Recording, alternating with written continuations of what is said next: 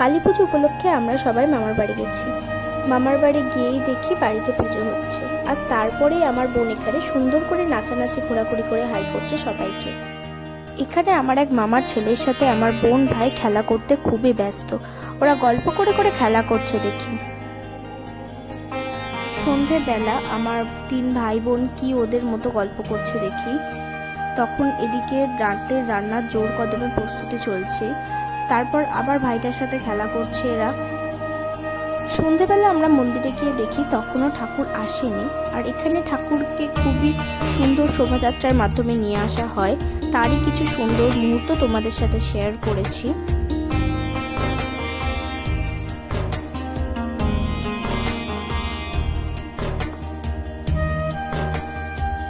কালী পুজো mini blog part 2 নিয়ে খুব শিগগিরই আসছি আবার।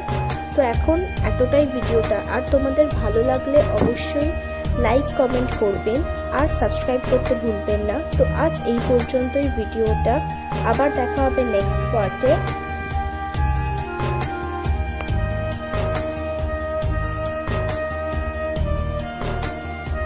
Bye bye.